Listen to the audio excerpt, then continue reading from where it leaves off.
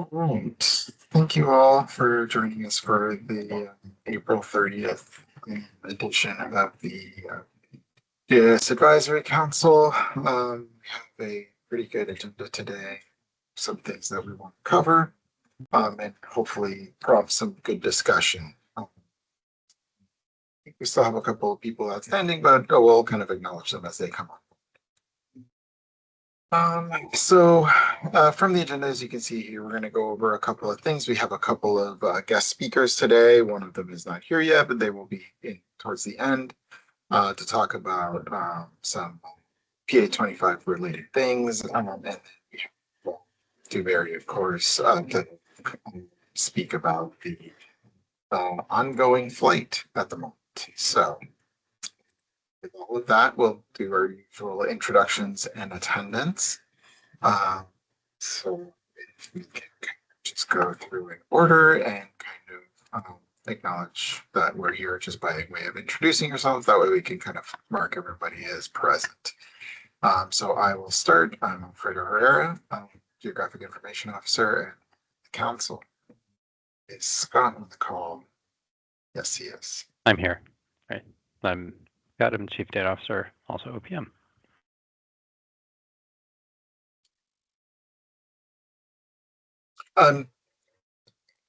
Stuart, sorry, my bad.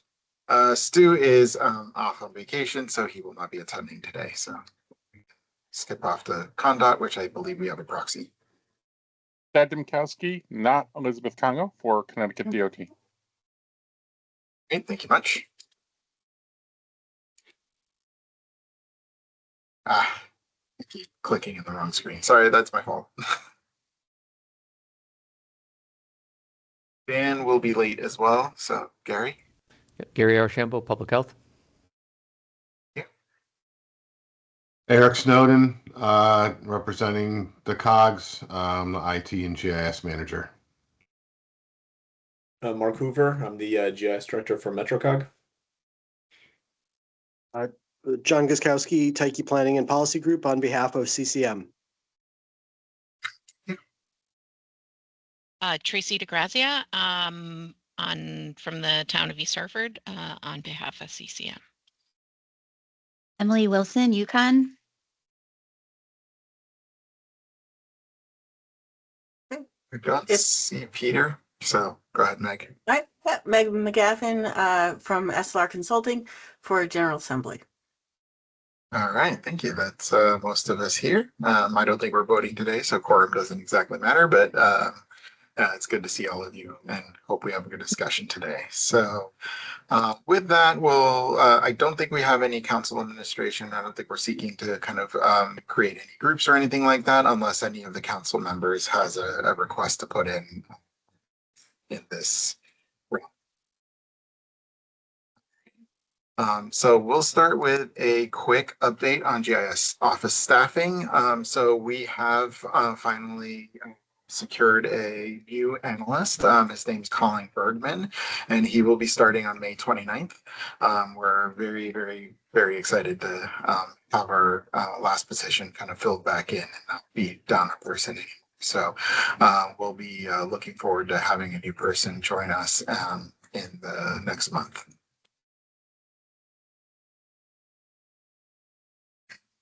With that, I will pass it to Andrew Peters to kind of present the 2026 flight and how that's going. Stop my share up. There you go. Yeah, I think I took it over. So nice to hear from everybody. I think a lot of us have met at either GIS Day or other events, or maybe you've heard me talk about this topic before. I'm actually going to give a quick update on imagery and LiDAR, and don't worry, there's pictures to come. So it's all good news right now, and so I'm excited to share. We're on schedule. We had the October kickoff meeting, and we've been giving Alfredo and Sarah some different weekly updates, sometimes daily. We've had some weather issues that we've confronted, and so we've been pretty on the horn pretty often. We also have a ground control update that I'll provide in a minute, and otherwise seemingly on track. We need to kind of pick up the pace of delivery of the ortho imagery from our sub-consultant to us, and it should be within the next couple weeks. On the ground, we've been up in Connecticut. We've visited. We did some survey. We sent some folks up and to resurvey some points that we knew had some new paving and or had some reconstruction. And so we had some people up in Connecticut over the last 2 weeks doing survey. That data is back here in Dewberry's hands, and we're doing all the necessary stuff to prepare for when we get the data. Aerial imagery, again, we used the company Keystone Aerial Services to collect this. They use an UltraCam. At the peak, they actually had 3 airplanes collecting in one of the days. And I'm happy to report, as of yesterday, we're 100% acquired on the ortho imagery. I really don't love these colors on this slide, but sometimes it's hard to change things. So blue is flown. Gray is also flown, but it is accepted. So we have a few more lines that we want to review and accept. But as you can see by the bar chart, we did have some pretty down days where we weren't able to collect much of anything. And then there were about 4 or 5 days where we almost flew 1,000 miles. So it was an exciting collect, kind of touch and go there at times. And because of that, we were providing some leaf checks. We actually, when we were up in the planes that were collecting the LiDAR, when aerial imagery was not being collected, we were checking to see, leaf out conditions, confirming cloud conditions in different areas. And we're pretty happy still with the collection, but we always want to look at that collection. So I have a few imagery samples. We call these quick views. They're not orthorectified. They're kind of the raw imagery right off the plane. And I'm happy to report lots of brown. So this is what we wanted to see. We do definitely see some leafing out in some of the southern areas. We do see some single trees by themselves that have a fair amount of green. But for the most part, what we've seen so far is to be expected and kind of what we wanted. I will share these, Alfredo, if you haven't already. I might have 1 or 2 more. So I see a nodding head. So I'll go ahead and share these. Yes, please. No problem. For LiDAR, we're a little bit more behind. There's a few more lines to fly, and we fly a little lower, so it takes a little longer. This is one of our airplanes, and it's one of the Regal sensors we're using here on this slide. But on this slide, you can see I'll just kind of reveal, we're about 61% complete with the LiDAR as of yesterday. No planes in the air today. But again, working from south to north, we're pretty happy with the conditions we're seeing, and we're doing some tests along the way to ensure density. But we've actually pretty much been able to get up in the air almost every day for LiDAR and fly around the clouds. With the LiDAR lines, they're a little shorter, the missions are more compact, and we fly lower. So we're like literally below some of the clouds. And then one of the best things, we can fly at night for the LiDAR. So we've had some clear nights and been able to acquire in the evening. I just wanted to run through kind of a quick day in the life of a sensor operator. These folks are up kind of before dawn, checking weather across the state because they have multiple different missions that they could fly. This is a couple pictures from inside the airplane, actually collecting some of the Connecticut data.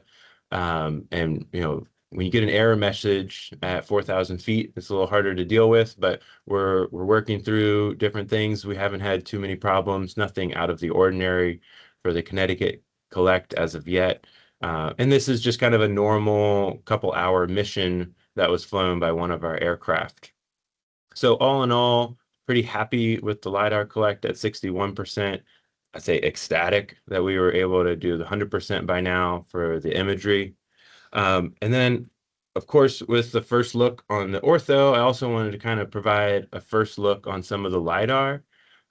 These are images from like 1924 of the Yale Bowl, and a more recent image, but I turned it black and white, of a truss swing bridge located in Connecticut. And so here we go on some really great point density. This is in the 20 points per square meter tidal area for that swing bridge.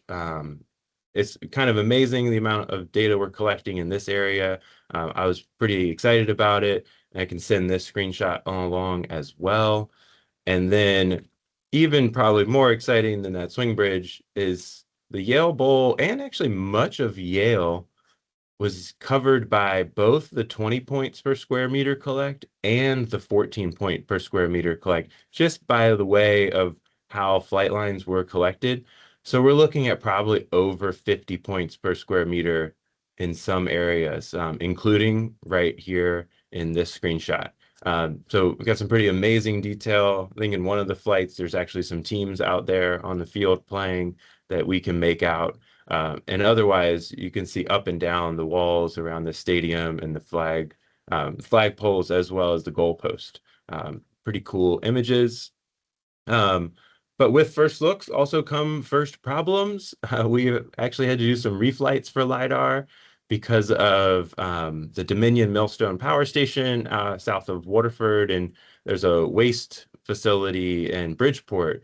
We're putting off some smoke, got in the way of our collection. But as you can see from these digital surface model and point cloud, we're able to identify that pretty quickly, and we're still obviously mobilized in Connecticut, and we think we've done the millstone a second time, and we're like scheduled to do the waste facility one more time when we're more aware of whether or not they're going to be running those smokestacks. So we're just hopeful to get a few more points in some areas to make sure we can make out the buildings underneath those.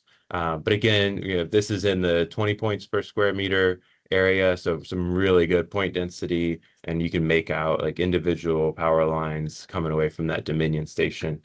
So again, to kind of wrap up, 100% complete on imagery collect, 60 on LiDAR, and I'll get as many of these screenshots as I can out to probably Alfredo, and then or to share more widely. But I'm here to answer any questions that anyone might have.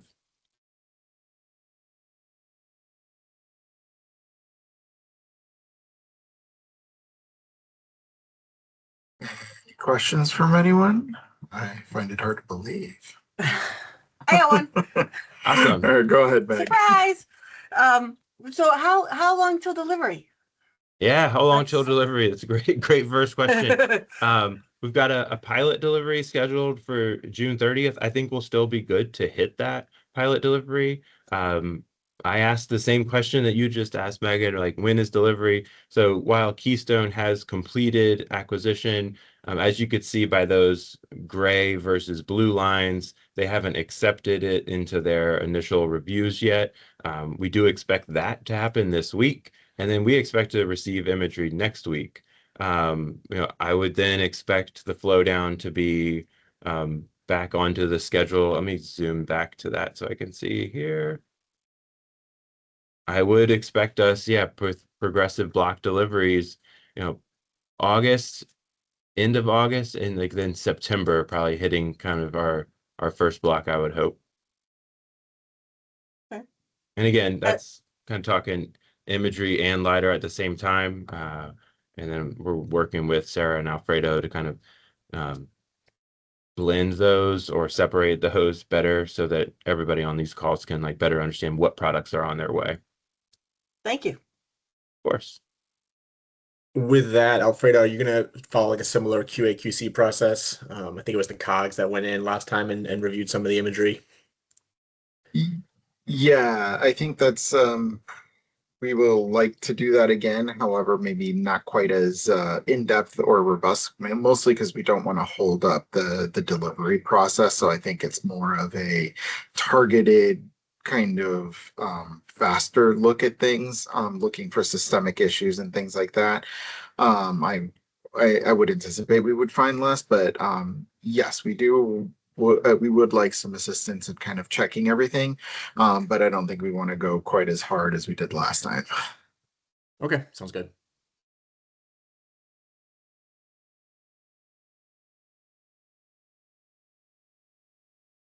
For the LiDAR deliverable, Alfredo, when those get converted into contours, do you know if you'll be publishing 5-footers again, or will you do 1-footers? Like, do you know what your publication scheme will be? We anticipated it'll be the same as what we currently have. We are hoping to do I believe we have the 5 foot as a vector tile, or I don't remember off the top of my head. I know for sure we are going to be doing the 1 foots again, both as vector tiles and as vectors, feature Nice. classes. So Okay.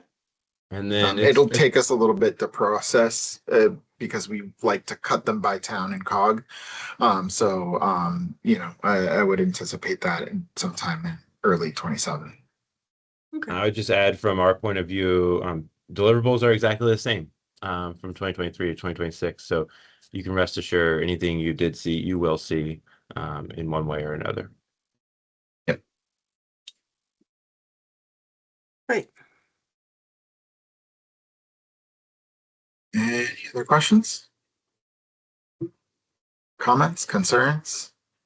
Are you doing any derivatives? And forgive me for not remembering, but are there any other products that are going to be derived from the LiDAR, or are we just doing we're just doing the getting the points?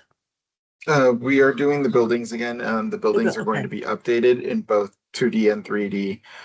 We will likely take a look at the potential of updating the steep slopes layer again, but we would have to see because that was a fairly major lift on our end to do. So we have to see how much change is there and is it worth going through that endeavor.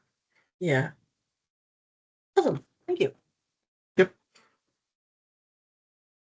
Scott, go ahead.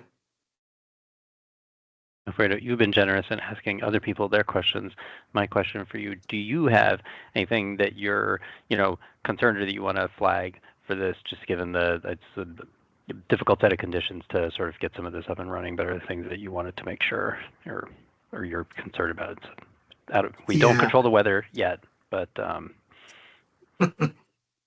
yeah, I think one of the big things, and kind of to reiterate Andrew's point that he's ecstatic that we've gotten to 100% on the imagery, is just there was a lot of anxiety, kind of from the collective group and also myself, as we all kind of watched leaves come out of the trees, and knowing that the planes hadn't kind of done covered the entire state. So like Andrew said, I think they did their best to kind of capture as much as leaf off condition as we can. I think there will be some places where we may see some occlusion. Anecdotally, my hope is that on the near infrared band, because there is slightly more vegetation than we would otherwise see, especially as compared to the 2023 imagery. The near infrared band may be a bit more active than it has been previously, and as a result, that may be a data set of slightly more utility to those folks that are interested in that. So I think I would collectively kind of keep an eye out on that as this data set comes out. I have no doubt that Dewberry and Keystone have done their utmost to try and meet the conditions. We did make a few allowances, particularly around sun angle, to kind of permit them to fly for earlier and longer,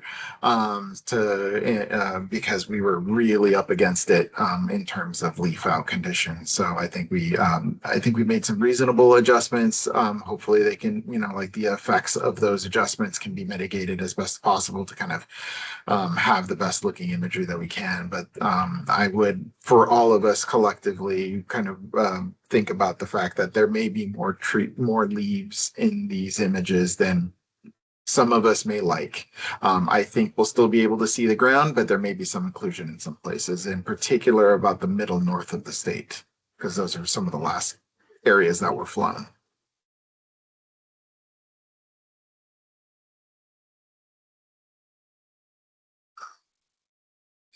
questions about that or comments or worries?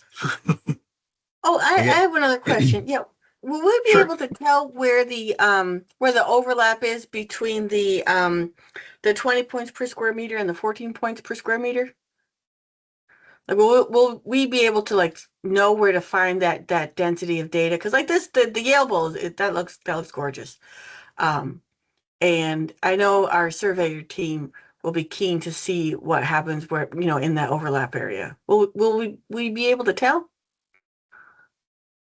There are like our required data sets for delivery. We have a designation within them, and like I was looking earlier when I was picking these two areas, and so seeing our actual planned flight lines versus what was acquired, like we could provide very easily kind of an understanding of where these are. Some of this is already being provided, but just some maybe in a more ingestible fashion. I could see that, Alfredo. It's easy for us. Yeah, that could be good. That might be a good bit of information for some folks that could find some opportunities in those areas to do further analysis. Yeah, there was a chance that the Yale Bowl, which is under this blue square here, like it covered by the red 20 points per square meter, and then might have almost been covered by two 14 points per square meter missions. So yeah, it was like over 60 points per square meter. They got lucky. They got a real Yeah. nice, they could make a real nice model.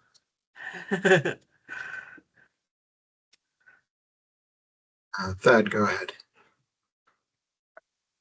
I couldn't let Meg take all the thunder. My question, I guess, for Andrew is: did you guys have to make any real concessions for cloud cover? I know that early on, that was a real concern. We had some really rough patches in terms of cloud cover and overcast and those kinds of things. Wanted to know just what concessions were made, if any, and how much for even scattered clouds or sparse clouds in the imagery. Yeah, I have this other image on the screen here. Let me stop. I'll move this one over. I can show you like what we were kind of monitoring. I have a couple websites that we were monitoring pretty closely to see, where the cloud cover was. This was like on the 21st. We were looking like we were actually able to fly some LiDAR on this day because the LiDAR sensor flies at a lower altitude, but we weren't able to fly any imagery on this day. And so we did a lot of investigation kind of as to where we could have flown, why we weren't able to. We did adjust some pieces of imagery collect lines. So like while a line might have been going across the entire state east to west, we did pick up pieces of that line when conditions were good enough. So flying partials, but then it became a little difficult to continue to do that. We did have a couple open days where our subcontractor actually threw 3 planes up in the state to really bang that part out. We wanted to avoid having to splice together the data more and more. There was slight concessions about kind of haze above the aircraft, but we didn't really have to do that. We don't think that there's going to be any kind of shadowing effect due to clouds. We have not seen that in any of the reviewed imagery so far. And then lastly, Alfredo mentioned this slightly, like we were allowing for a little bit of a kind of higher sun angle or lower sun angle. So the shadows could be a little longer in some areas. Again, we'll have all the photo centers, so we have all the times, and like providing the flight lines where you can see the overlap, we can also provide some information on kind of what that angle was at time of collect for that data. So there could be some supplemental data sets that could help guide you to some areas where there more issues could be, but we think that with I think the main concession was we got a little more leaves. So like we flew when we thought it was environmentally appropriate, but I think it was the leaves that are going to be the biggest thing that came in. Thank you. Appreciate that. Eric, go ahead. So since you identified the central north area, which is my region, as being the latest, would I be able to get some samples to see what I'm looking at for leaves for that? And what, I guess what would be the, I mean, I guess we're just gonna see what it is, right? I mean, I think it's kind of like a done deal at this point, correct? So there will, I mean, obviously only be more leaves. So Right. we have what we have, is kind of what we've acquired at this point. I'm going back to see, I don't know, Eric, off the top of my head, where these two screenshots were from. I do know what flights they were in, so I can cross-reference that. I have about 6 or 7 quick views that we were requesting, kind of in the late April, like I'd say 21 through 27. And so I can cross-reference those with the flights, see where they are, and provide that immediately if they're in that region. Otherwise, I can get on the horn and get some of the ones from those flights that go into the north. You said northeast region? North Central, because North it Central. was indicated that that was the latest acquisition. I think in the Connecticut River Valley would be of most concern to us, because that tends to be substantially earlier than out in the hills to the west, for sure. Okay. The other good thing, we were able to do the True Ortho collections, which do cover some of those areas. And so there's some shorter flight lines that go up the river there that were able to be collected more early. So there's going to be, like, we're going to be able to make a choice in some instances where there's photos that are earlier. We can have all those dates for you, and I can try to get some samples for sure. All right, great, thanks. Emily? Hi, thanks. First, I have to say we're all very glad that the 100% came in the last few days, and I don't know about anybody else, but I am much more enjoying spring now, knowing that. So thanks to Andrew and all the planes that were up. So in listening, my question is, I know some very northern and very southern flight lines were flown early compared to the ones like that Eric was just talking about. So I anticipate there will be some pretty distinct differences in those flight lines. Where they overlap, like, the early versus the late. And I'm just wondering if you've thought about how we're going to be handling putting those together for the statewide data set, if there is a pretty decent difference in greening between flight lines. Yeah, this is where I'd probably lean on another individual here at Dewberry, Dan Bubser, to talk more about kind of the tonal balancing that will happen. It won't, I don't think. I mean, I think you're going to get the more green in the northern areas. I think we were able to get in and collect kind of that Stamford, Bridgeport, all of that when it was still very brown. I think, Emily, it'd be good to probably have a conversation with that whole ortho team. Okay. And Yeah. I can set that up, no problem. And we can cover it in a different meeting too. I think that for the statewide look, we should just think about how that is going to be handled. Yeah. Thanks. All right. Well, thank you, everyone. Thanks, Emily. And thank you, Andrew, for coming and talking about this. This is certainly a lot of insights and materials that I certainly couldn't cover on my own. So I appreciate you joining us and kind of talking about your work on the flights. No problem. So Yeah, it looks great. Thank you. thank you. So we're going to get this back up, and I believe Ashley is up next. Skip ahead to her section. So now we're going to be talking about address guidance for state agencies. Totally different topic. So take it away, Ashley. Hello, everyone. Yeah, sorry for the whiplash on changes on topic. So we're going to talk about vector data but it's still precise location information. As a refresher, for those that don't know or will be watching this recording later, I'm a GIS coordinator in the GIS office, and my core coordination responsibilities are around location fabric aspects, and that includes parcel and gamma, broadband, and addresses. And on that note, I'll be talking about this new item in a few, but I just wanted to first do a parcel and camera update that the 2026 collection is undergoing. So as you may know, the municipalities have a statutory requirement of submitting the copies of their digital parcel boundaries and an assessment report that is known as the CAMA or the 7-100L report. And their deadline is tomorrow. And then the councils have until July 1st to report to OPM on the submission of this data. We've established last year a geodata submission portal, and we'll continue to use that to streamline and definitely simplify the collection and the review of this data across the state. And we'll be using that platform for other geodata submission aspects.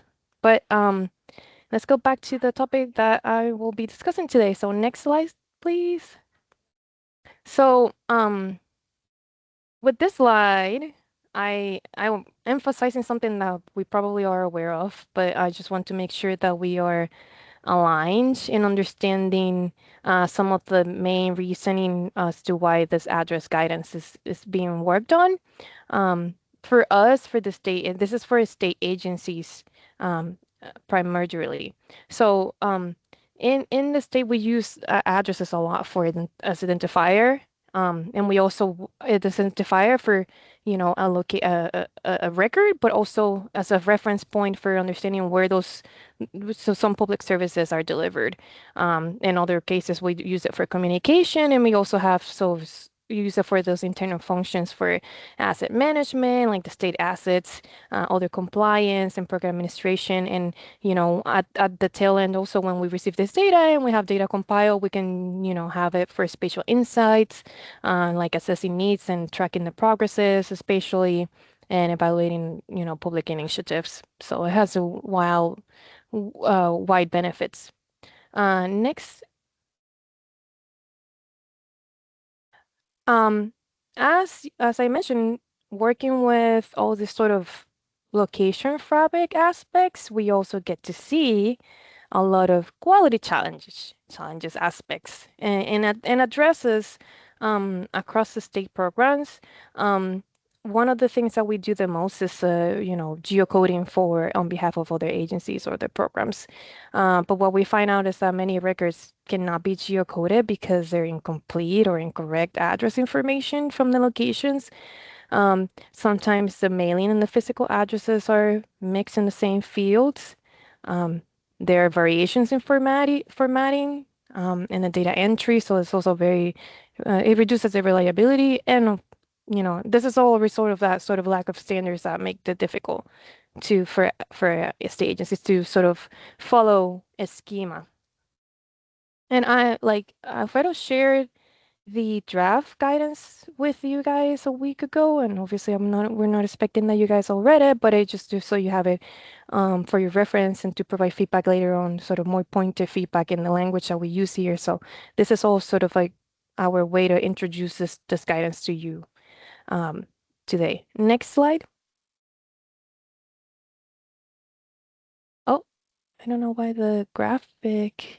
Oh, it had a weird animation. Didn't mean to do that.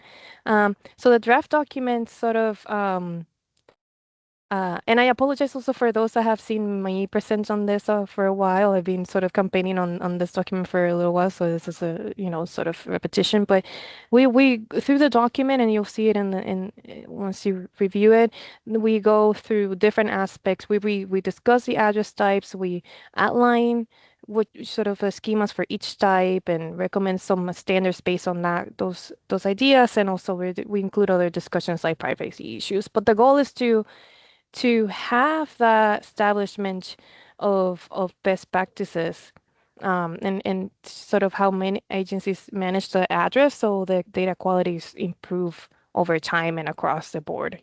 So while we read it, it gets adopted, people understand that this has great benefits, so we can that way the data quality improves. Next. So in address types, we're all familiar with this. There's the location and mailing addresses. We made the distinction in the document that those location addresses are those that can be geocoded, although mailing addresses could be very well geocoded. But I think in location is more pointed at the fact that these will be the one selected for geocoding when such thing is requested. And so they're described in that way. For location addresses that people also recognize as physical addresses as well. I don't know I have to say anything else from here. So we don't introduce many other concepts about the geocoding aspect per se, because this is not for that exercise. It's more for the exercise of the data collection, and not even the data collection, but more the data management aspect of it. So how it is organized in our data sets and what schema we choose when we are deciding to collect this data. Next, please. I think some of you have seen this in different ways. We keep improving it. What we're seeing a lot in when I get a data set and say we need this geocoded, we see red there, wrong, 123 main, hashtag, updated, comments, and who loves a missing leading zero? Nobody, right? So we this is what we get to see when we're managing addresses and we're supporting different state agencies on their work. And what we're trying to suggest is different ways to organize these addresses so we, improve the process. So we recommend, our main recommendation is a multi-field schema, whichever is selected. That could be a simple schema like you see here in the first one with the location street address completely in one single field, municipality, or following another standard, like for example, the NINA standard, where each almost element, has its own separate field. And then there's could be also instances where we can use a complete address in one field, as we understand that geocoders nowadays have become pretty good at parsing this. And there's other parsing tools that can separate by commas or other elements within an address field. So for again, from the perspective of handling a location address, it's okay that it could be in one field, but it has to be clean and it has to contain the particular parts of the structure which are defined in the document as well. There's a minimum recommended standard and there's a recommended components. Sorry, that's to look at the word I was looking for. There's the components that must be present in an address, especially location. Next slide. In terms of the mailing address, we've been thinking about this for a little while. As well. And at first, I thought that the mailing address could be self-contained in one single field.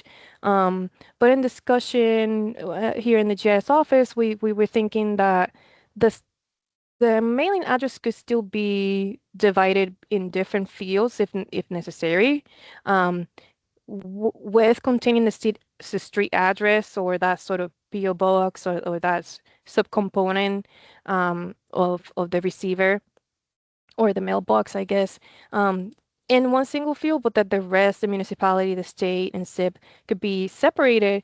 And this is because, although the street address can contain information that cannot be consistently parsed, you could create your own parser, right? But the other parts of the addresses can be very useful because you can do some analysis of mailing addresses, like, which of my records are in city, in state, or out of state, city, right? So you still have that. If, for example, we can have, records that say New York, and now we can identify that as out of state, Connecticut.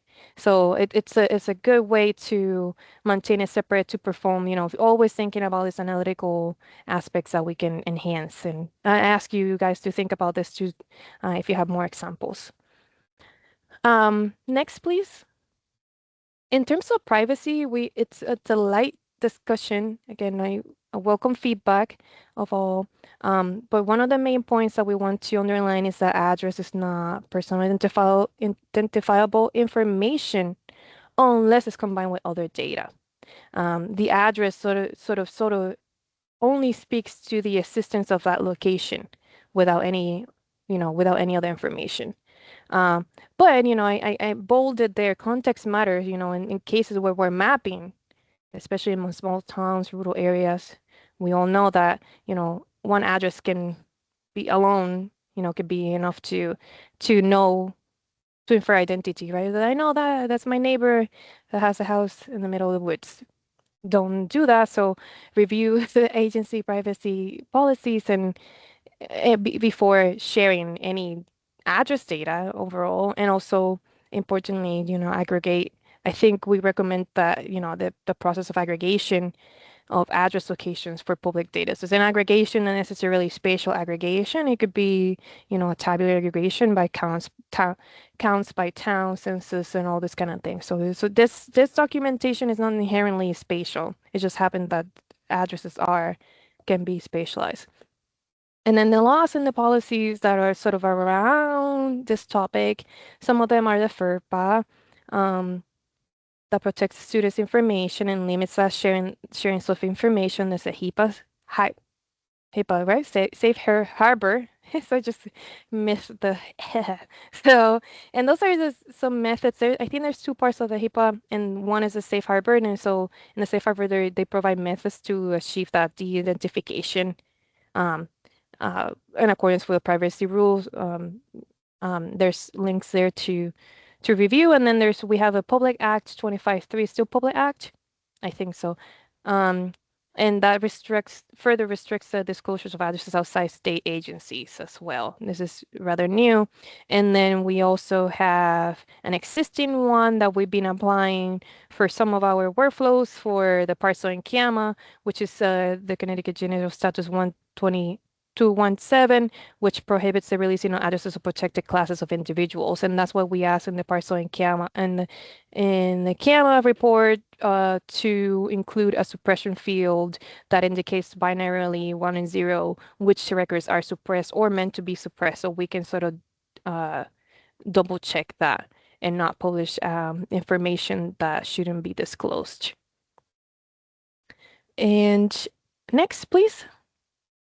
And overall, all these sort of concepts that I review for you guys, as end up in a set of recommendations that we put forward also at the end of the document.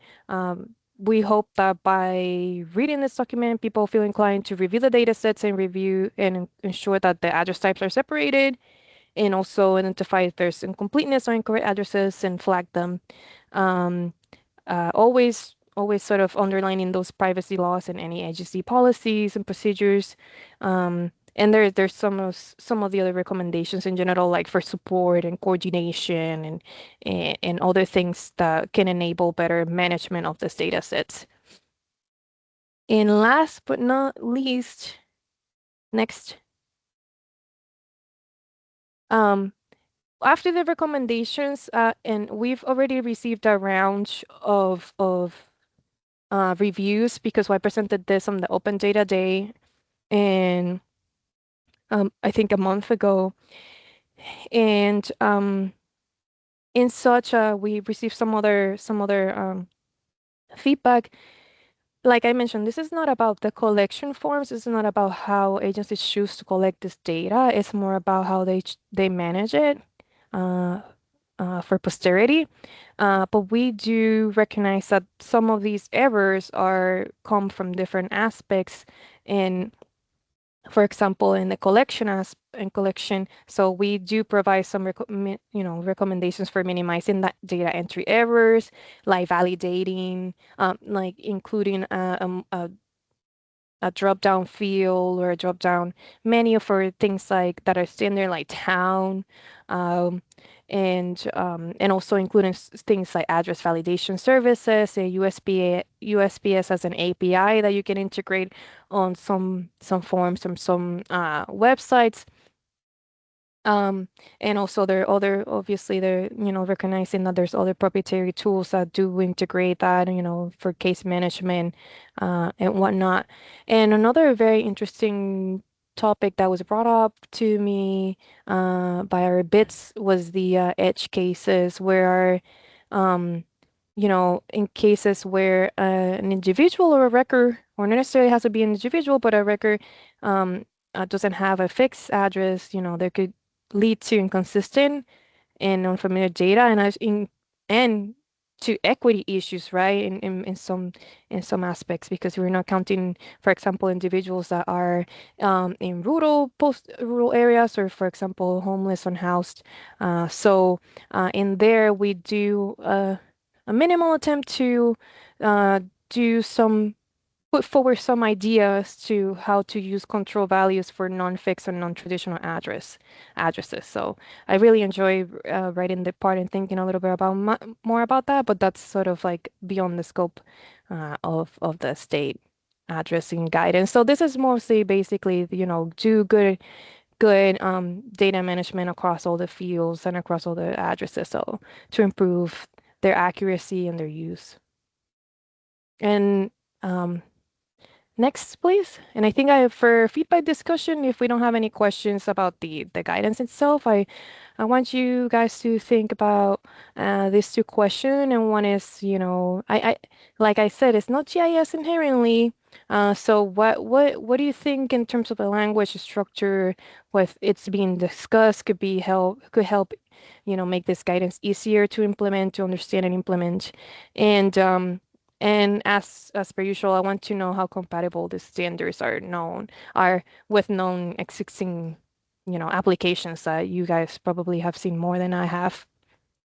So with that, I'll leave it to the council.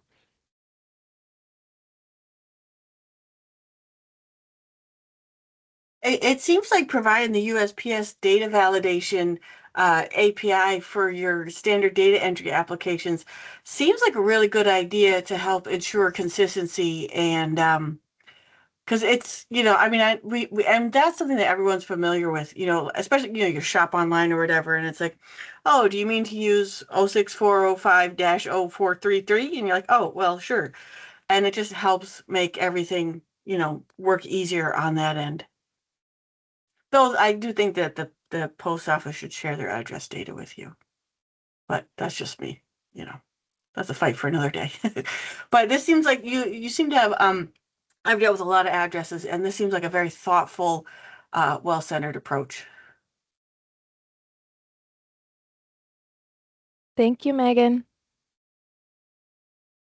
Will you be offering training to staff once you have the standards established? Yeah, you're gonna, okay. Yeah. Well, whenever we officialize some guidelines or guidance, we like to do also some more, workshopping on it. But so far we've seen some good. We've done some testing on the adoption. We are on their way and collecting state assets across all agencies. This is by OPM as well. And so with that, we asked to send to our guidance, or sort of like the even just like the minimal standard share with that list, that request to see adoption. And I think Gary also mentioned to Alfredo that this will be included and put forward. I don't know if Gary wants to have additional comments, because I know he's seen me present on this I think 3 times. So thank you. Yeah, so we're thinking of we'll be able to use this as one of the standards that we apply to our data governance policies. Yeah, so I count on thank you, Megan. I count on you all guys also to sort of point out to me where I should be talking, and I think about this also in the grand scheme of this addressing across the state, and this is sort of like leading by example within our state agencies and making sure that our addresses look good, and then we can span towards setting up a bigger established addressing standard for the state, once we also get to learn more about how towns establish and manage their addresses.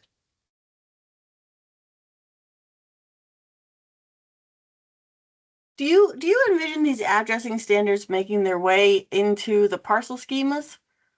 So that, like, where like I know you folks deal with the camera vendors quite a bit.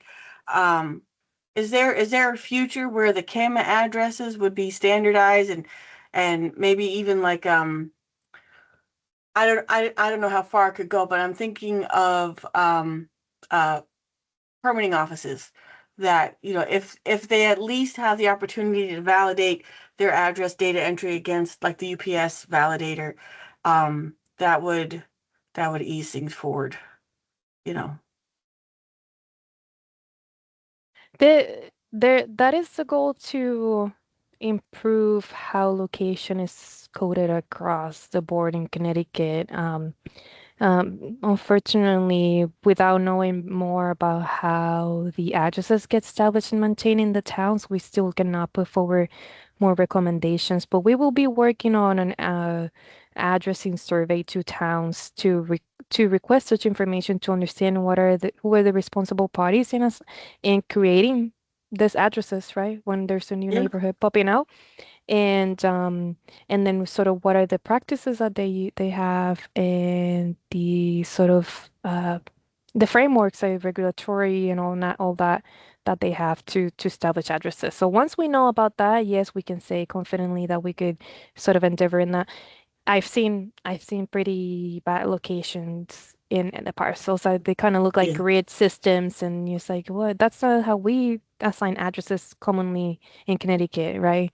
Yeah. Like Route 6, section whatever.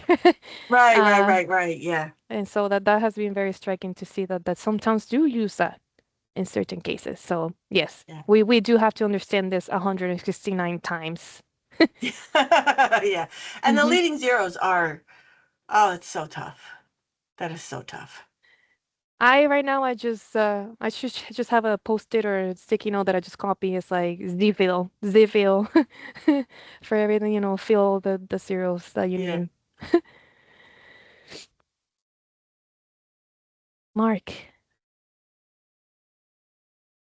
For like the multi-field data, for the preferred format that you have, in it says that they should stewards should review existing schemas and select the most appropriate one. And give a couple of examples here with like, different amount of fields in there. Is there going to be like a preferred one that you would recommend using over all others, or is there going to be like a list of like a couple of different types? I just didn't see it like easily available in the document itself. Yeah, we just have a minimum expectations. I'm not sure that if we could sort of establish, when I say data stores, it could be cases where your case management system asks you for some certain precision on the address. Uh, or for example, even considering the edge cases where an address, a typical address wouldn't fit, right? Into those fields.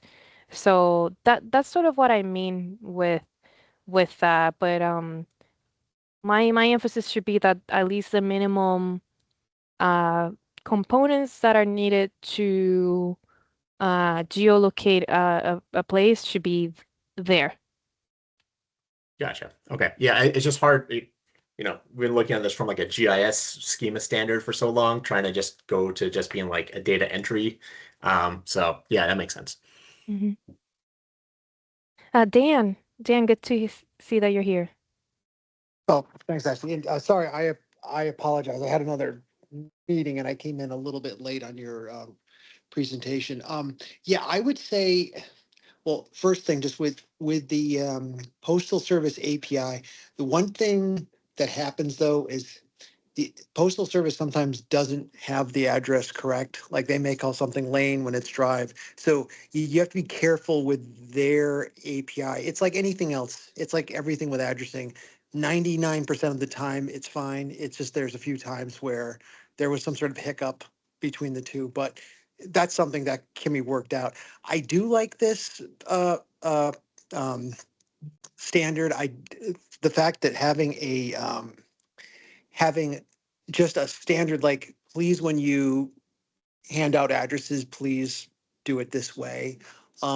It's a good thing, especially for things like you were saying, like with the parcel data most of the parcel data in the state, from what I've seen, is pretty standard. It's pretty much just, most of it is an address number, a street name, and the town, which is obviously the town who submitted the parcel data. So it's pretty straightforward. The thing that I've always found that's tricky is it's the formatting. Like if you have a condo and you have a whole bunch of units, some towns, even some towns within their same data, they will make the unit number attached to the address number, and then other towns or places, they'll throw it in there as a unit number separate from the rest of the address. And if that can get straightened out, that saves a ton of time with addressing. Just knowing that, especially with the parcel data, like, please, if this is a unit number, please call it a unit number and don't just make it a -1 or a -2. So things like that would be, especially for the parcel data, I mean, it would speed things up immensely. Like the times that I've taken parcel data and made it into address points for the 911 system, I'd say half the time is spent just trying to decipher poorly formatted addressing. It's a big part that if we can get everyone to be on the same page just with format, that makes life so much simpler. We can do things can work better if it's just formatted all the same way, like we're all talking the same language. But thanks again. Yeah, thank you, Dan. Hope if anything, yeah, if one improvement that can come out of this is that even no more added comments to the fields when we're collecting data. And yes, definitely you know, other put us on the same page at least.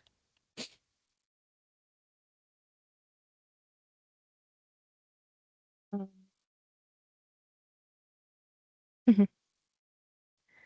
All All right. right. Thank you for Thank everybody for the feedback. And if you guys have any other written comments, additional, once you look at the document, please just reach out to me. Thank you.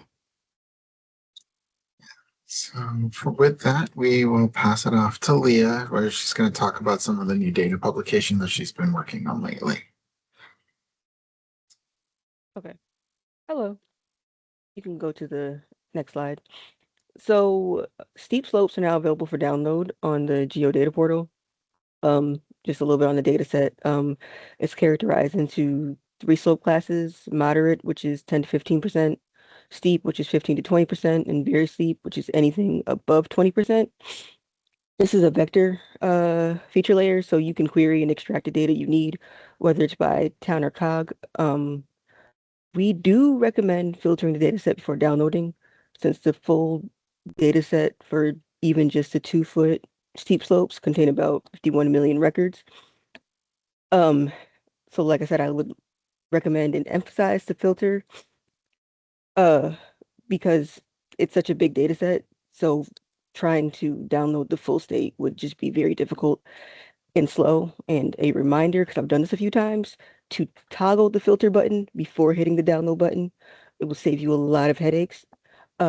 If you have any issues downloading this data set, please let us know, because we are working with Esri to get this data set functioning as best as we can for being so big. We can go to the next slide.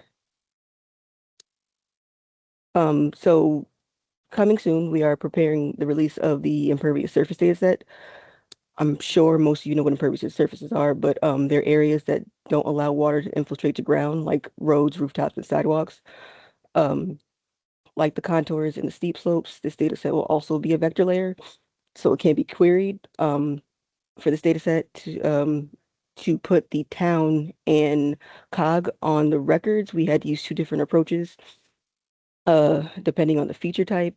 For linear features like roads and sidewalks and pavements, they're split around the town boundary, and other features were labeled based off their centroids, since buildings can cross town boundaries. This data set also features swimming pools, paved sports grounds, buildings, and bridges outside the previously mentioned categories. So what I have on the screen is a picture of the preview of what the data set would look like. And we are exploring making this available as a planimetric base map, and we want to know, do you have any additional recommendations for things like this?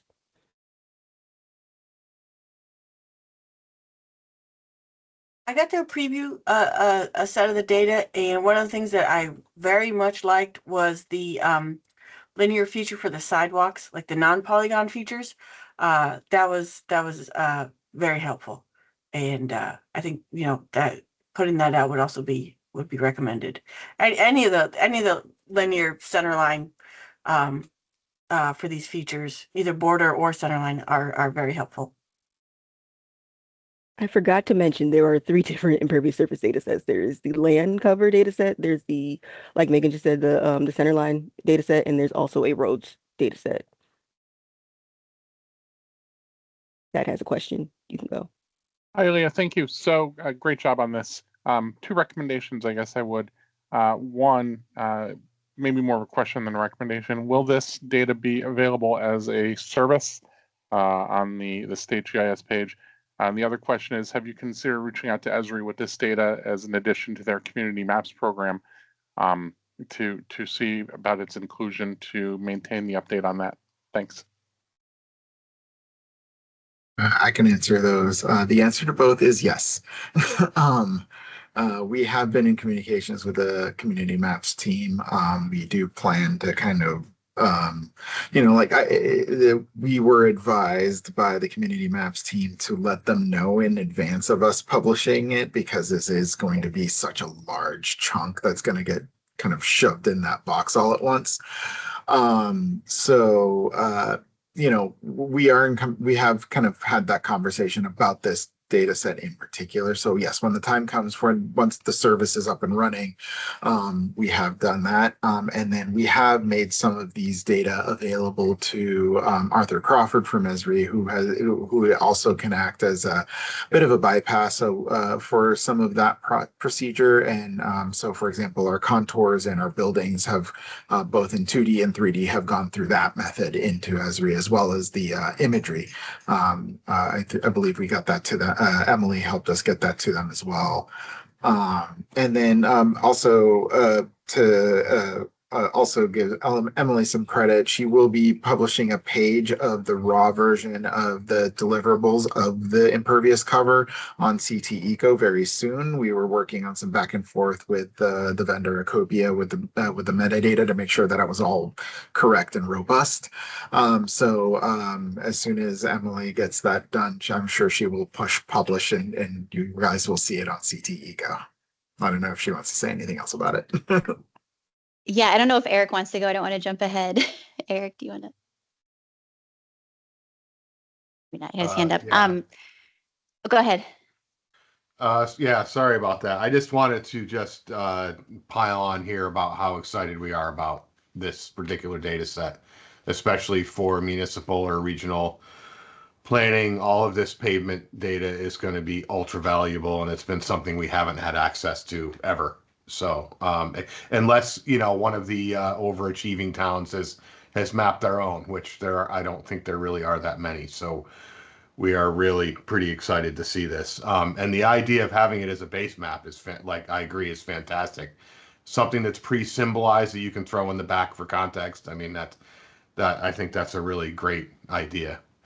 And I'm gonna jump topic just for a second, and that's, have you guys ever thought about, I mean, using, like, comparing the 23 and 26 LiDAR data sets with kind of a change detection kind of thing? I mean, it's a double-edged sword as a taxpayer versus an assessor, possibly. And for other uses as well. But I think that would certainly be at least super interesting to see.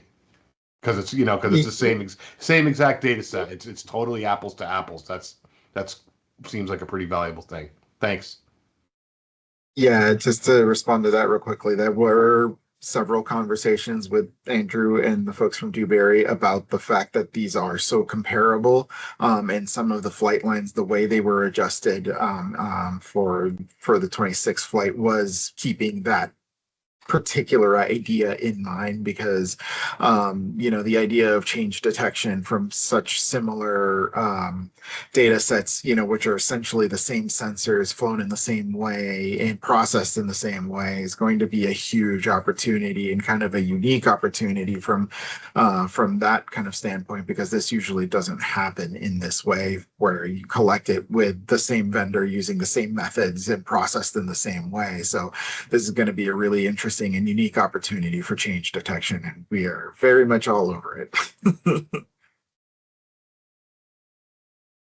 That's a good answer. Emily. So back to the impervious. As Alfredo, I think, said, we just got the final metadata yesterday, so we are cranking away and getting that into the zip files. But I am going to put a couple links because we're all here today and we won't be together for a while, of the download page as well as an overall impervious page of the different impervious data sets we have for the state. So feel free to use them. Please know their draft. Yes, we have metadata. Yes, it will be connected up soon. But the data is great and we don't want to wait any longer to get it out. So I'm going to just put those links in the chat. One of the big things to note in the difference between Emily's data set and the one that we're publishing is that Emily's data sets or the ones on CT Eco are going to be sectioned off by delivery blocks from as prepared and delivered by Ecopia. The ones that we are publishing are the ones that are going to be queryable by town and by COG. So if that is functionality you need, you're basically going to have to wait for Leah to get through that. But it'll be queryable for download, right? So you could just download for Yes. a town. Like in this case, towns get cut, COGs get cut, but at least you get your hands on it. Leah's will no doubt be much fancier and more interactive, and this is pretty brunt force, but it's really great data to look at. And yeah, actually, it just occurred to me, Leah, I don't know if you want to share your layer file with folks too, because like what you're showing here is really useful, or maybe I can put that on the website if you do download it as a way to symbolize it, because that was very helpful for me. Yeah, I think we can do that. Meg. Hi, thanks again. It seems too that this impervious data set would be a really valuable tool for training data generation from the 2026 flight to help ease that change detection process. Do you have plans for that? Or would that be more a Dewberry question? Not necessarily. I mean, there is some of that for the buildings in particular. There is a plan to kind of use some of these buildings to help correct the buildings that we get from the 2026 imagery. Beyond that particular thing to do is a very kind of touchy subject because Ecopia is normally very keen to keep these kinds of data sets that they produce from being fully public. It took not insignificant effort on mine and Emily's and Nate Harold from NOAA's part, as well as Dewberry's part, to kind of encourage Ecopia to allow us to have these as a public data set. And usually their fear is to have people train on their data. They made the calculation that this data set is not large enough to really kind of make them feel a little bit threatened. What? To make them feel kind of threatened in terms of like their kind of IP. But largely, yes, people can and will do that because these are public data sets. But I don't necessarily want to officially advocate for it because it is something that I want to be sensitive to the people that made the data set. Hear that. Thanks. Yep. Thad, did you have anything to add? Nope, I'm good. All right, cool. All right. Any other questions on these? All right. We will pass it off to Sarah. She's going to talk a little bit about the housing stuff. A lot of topics to cover today. Yeah. So I know we're beginning to run out of time, so I will run through the housing part quickly. So we have a few other things to get to. So we go to the next slide. So we started talking about this at the last advisory council meeting, but we wanted to give a quick update on where we're at with the development of the GIS office portion of this bill. So just as a refresher, in November, PA 25-1 was passed, and part of it is requiring that municipalities develop a housing growth plan that promotes affordable housing. But the bill specifically calls out the GIS office to provide guidelines that specify mapping standards for the reports, so that so guidance so that's the guidance on the maps that will be included in the reports, and then also provide data and tools for the cogs and towns to determine their developable land inventory, which we're going to be offering in a form of a hub site. We go to the next slide. So for the mapping standards, we've been working with IGPP at OPM. They're in charge of these plans and issuing the guidance, but they've identified the maps that will be included in the plans, and now we're in the process of figuring out what exactly those are going to look like and what the processes are going to look like to develop the maps so that we can offer standards and guidance on that process.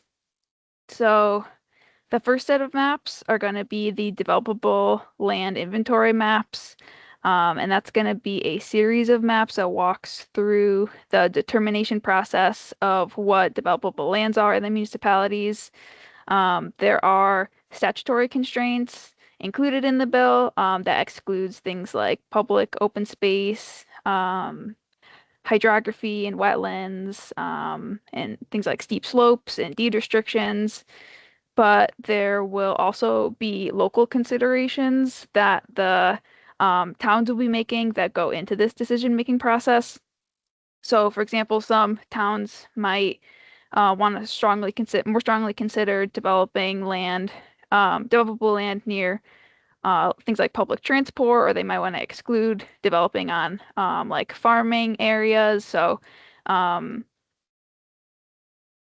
all the constraints and considerations together are going to result in a series of maps as well as a parcel inventory of parcels that are identified as potentially developable and redevelopable. And so the next map is the parcel and zone identification map. So those developable land determinations are going to feed into the parcel and zone identification. But these will take a closer look at the zones and areas to identify specific parcels and areas that are a good candidate to either develop or redevelop on. The current zoning in the areas will be visible for context, but the parcels that are selected do not have to align with the current zoning. And then the infrastructure needs maps, that's just going to visualize where in the town exists the wastewater systems, drinking water systems, transportation, things like that. And this one's a little harder for us to issue guidance on statewide since a lot of this data isn't available to us at the state level, but we're still working on exploring how this data exists and how we're going to be able to issue that guidance. And then the last map is the opportunities for new affordable units. So that one will be almost identical to the parcel and zoning maps, but that'll just be visually describing how these areas are going to change based on their goals. So which parcels and how the zoning is going to change for the future and the goals of the plan. And we go to the next slide. So then the other part is our hub site, which will offer those tools and data that will help the cogs and towns determine their developable land inventory. So there's three main components. The first one is the collection of relevant data sets. So we are aggregating as many statewide and available data sets as we can identify that are relevant for both the statutory constraints and then also potential considerations. We'll also be providing some suggestions of queries of data that might be helpful. So, for example, the parcels will be in the library, but we'll also have some suggestions on how to query the parcel data to get vacant parcels or find the open space areas and things like that. And other data sets, things like wetland soils and hydrography and steep slopes. Those are all the statewide data sets that we're providing. And there's a lot more that we're able to identify and add to this library. But there's also other data sets from other sources that are not on like ArcGIS Online. So we'll things like maybe some like census data sets. So we'll provide links to those as we identify them as potentially useful, but ultimately we're not developing any new data sets for this specifically, but we're just kind of pulling them all together into one place to help make the analyses easier. Then the second part is those thematic high-level map viewers.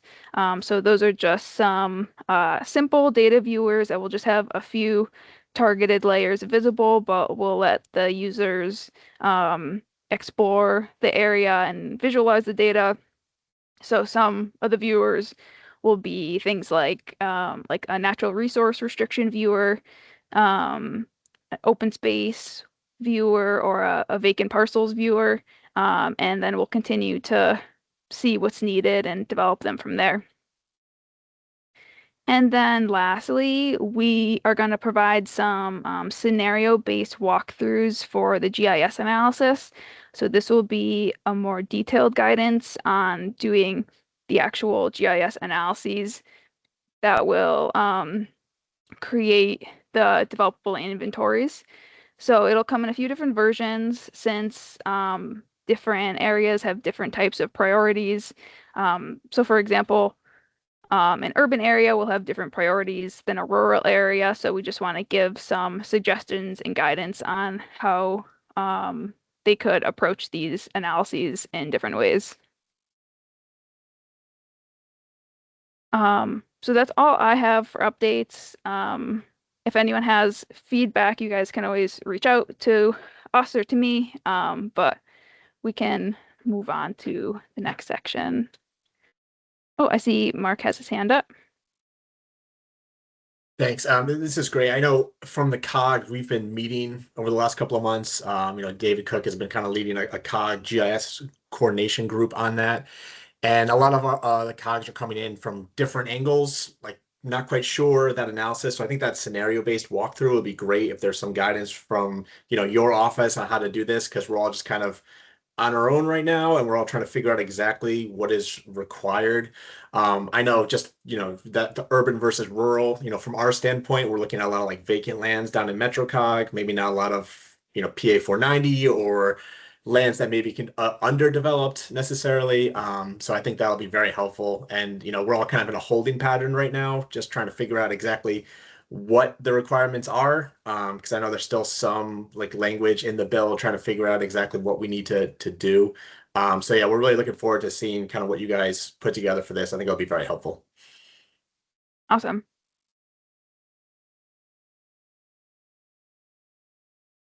Any additional questions? All right. In the interest of time, you can reach out to us if you have additional things. I'd like to move on to the next topic because we have another guest speaker. I'd like to invite Joanna Wozniak Brown to kind of say a few words about PA 2533 before I kind of dive into the 3HP update and then the bridge and culvert work. So, Joanna, hey folks, take it away. Thanks for letting me crash the GIS party today. It's nice to see a bunch of familiar names and some folks I haven't had a chance to meet yet. For the folks I don't know yet, I am the Climate Infrastructure Policy Director at OPM, and I got to take the lead on the resilience bill last session, and it was the governor's bill following a number of floods that we've seen over the past couple of years, and also increasing trends related to heat and flooding. And so we put together this bill that had a number of data-related provisions.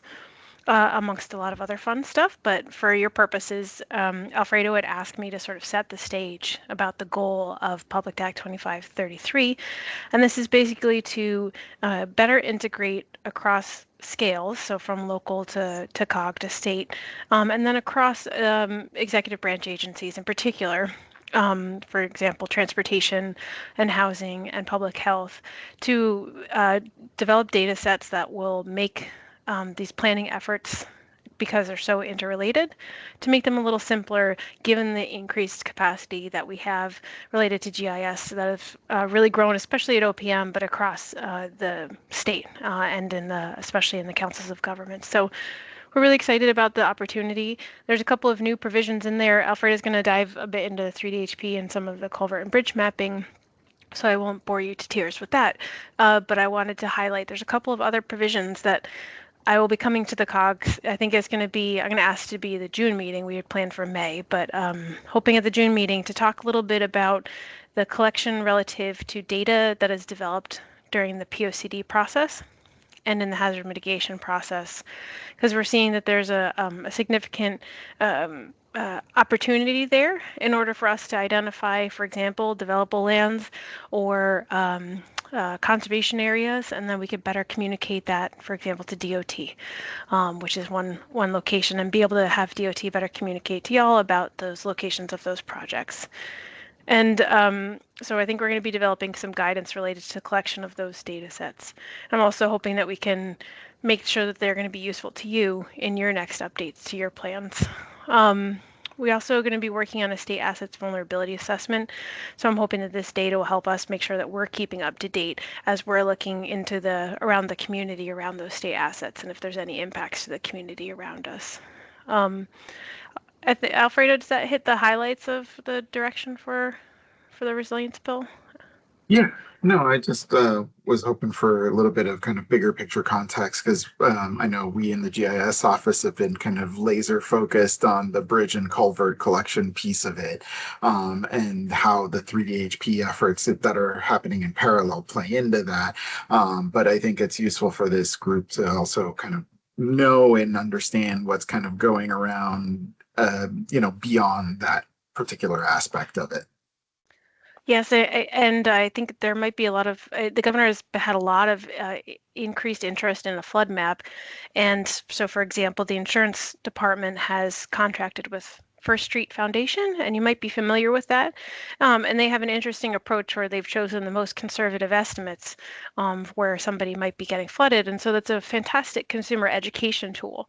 But for the purposes of making investments relative to infrastructure and reflecting on the life of the infrastructure and the potential impact, we've created this interagency working group to understand what type of scope we could look into creating a state-specific map that would take into account the next iteration of the rainfall projections. Hopefully that part 2 of Atlas 15 will come through, and we'll be able to do that. And then also based on 3DHP and the culvert and bridge data, and putting that together, and that could parlay into better capital decision making and helping create evacuation plans, which has always been a struggle for us to be able to put those together, particularly in the coastal area. So PA 2533 is really just a foundational piece that are creating a lot of inputs that I think could be exponentially increase the opportunities in the outputs for better decision making relative to infrastructure as we get increasingly competitive over limited dollars, and being able to coordinate that, like I said, across state levels and interscalar governance structures. But I know we're tight for time, so as a quick rundown, but I'm happy to take any questions right now or to dive deeper with folks in smaller group interactions, whatever works best for y'all.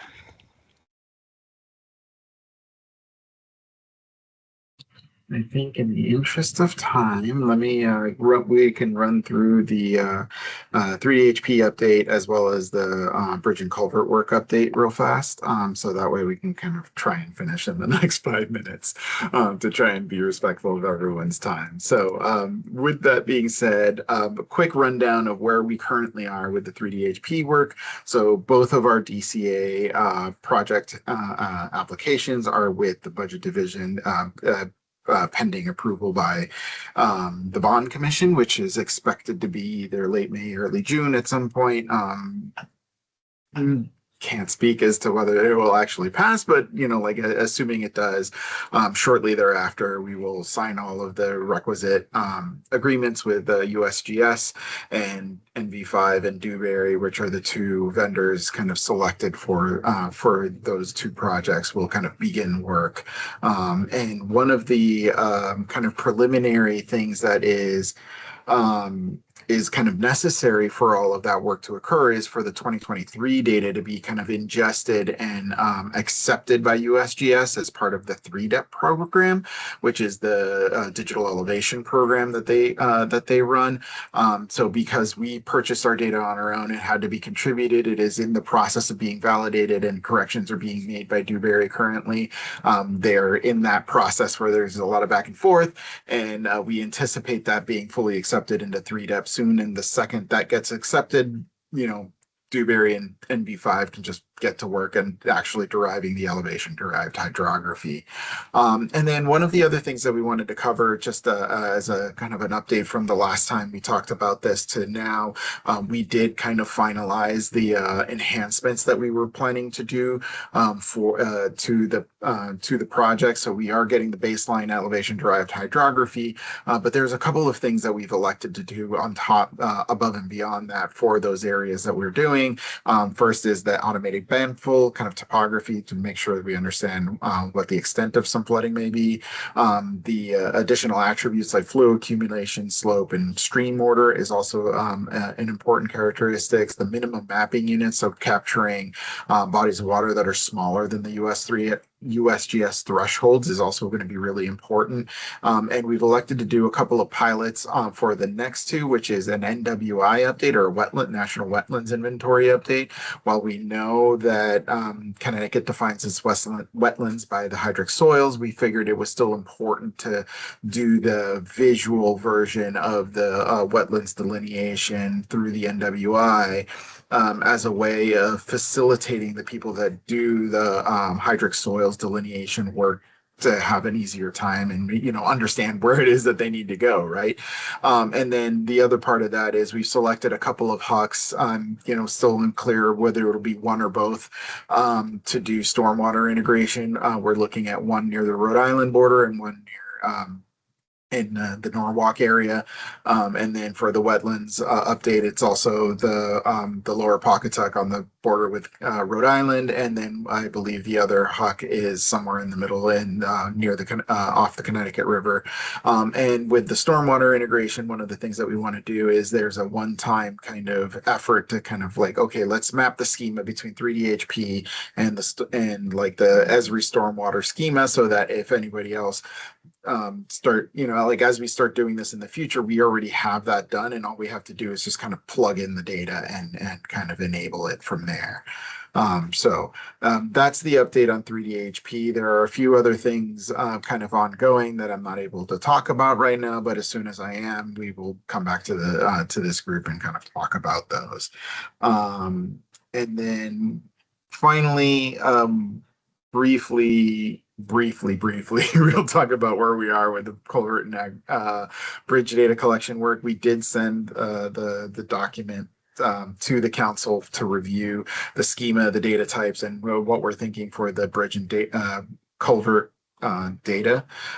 So if you have any comments or concerns or ideas or kind of anything like that, please let us know. We're kind of in that phase of like we're about to really start kind of smashing this thing together, and but we want to make sure that we are kind of doing this in the best way possible. And then Sarah, did you want to cover anything on the other two slides that you think is super relevant? We had to ask out to the towns in March to submit any culvert data that they currently have available, just so we can kind of see what the data structures are and what the maintenance is. So we'll aggregate that soon, hopefully, to our draft schema. If you go to the next slide, like Alfredo just said, we sent out the schema in the form of a Excel spreadsheet and a more narrative Word document, and we would love to get any feedback you guys have on that before we finalize it, which we would like to do sooner rather than later because some of the towns and cogs are starting their work on this, and they would really like to start implementing this schema soon. All right, Eric. I guess my first comment is, wow, that's a lot of fields. That's, I think between the two data sets, that's 69, I believe. I mean, I can't say that at first glance they don't all seem germane to culverts and bridges for sure, but I mean, the actual, if we're talking about on the ground collection, which, you know, I think there's probably a majority of our towns that don't have any of them mapped at all. So, I mean, it is what it is. It's good information, but I do have a more general question on. It's kind of gotten buried with us being on fire with the housing data stuff. So this is kind of for us gotten pushed to the side temporarily. I know an email was sent to me asking me to ask just a handful of our towns, I believe, for sample data. Which I got a little to no response, I believe, but I guess my question is, was there ever a formal email that came out from OPM to the municipalities saying that you need to give this to the COGS kind of stuff, or is that something that we should just initiate ourselves? There is no email that we sent out to the municipalities directly. I think we were trying to do this particular version of the aggregation in a slightly more ad hoc manner because there is less structure to it. And we didn't want to kind of create confusion down the road when we do add more structure to the process. So I think this is kind of like a much more, I don't want to say informal, but just kind of like, just run what you brung, just send us what you have, and we'll kind of figure it out from there, kind of very low expectations kind of data submission. Whereas later there's going to be, like, here's the schema, here's the data type, here's what the minimum populated values need to be, like obviously we're not going to ask for all 69 fields, but here are the ones that are critical that you do need to fill out. So I think going forward, yes, we will make a much more formal ask, and none of that is, and that ask really doesn't need to be made until May 1st in the lead up to May 1st of 2028. Right now, we're just trying to find whatever we have to kind of build the first preliminary data set to be as complete as we can get it. Okay, so it's not that the full-fledged data set is due in May of 2028. Okay, like I said, it's been a little bit. So there's nothing preventing us from just throwing a net out there and having people send us what they have then, correct? Okay. Correct. Yeah, I mean, so there is a data set due in May 1st of 2028, but like in my view, best effort is best effort. That is the data that's available. And we will, and I think us adding the structure about like the schema and the data types now and having that be like whatever first effort we make and whatever corrections that we make in the lead up to that are going to be really useful, and allow us to make a better kind of initial product. But much like the parcels, like the first version that was collected of the parcels was, as you remember, pretty incomplete and varying wildly in quality. And we're trying to kind of minimize that part of the process a bit. All right, thanks. Anything else? I know we're a little bit past time. Thank you all for hanging out with us for an extra 5 minutes. If anyone has any additional questions, comments, concerns, as always, please feel free to reach out and let us know. Thank you for kind of being on this call with us. We covered a lot of ground, and I appreciate all of the conversation back and forth. It's been really helpful and illuminating for us here at the GIS office, and I hope it was for you as well. So thank you all. And with that, I think we're done. Thank you.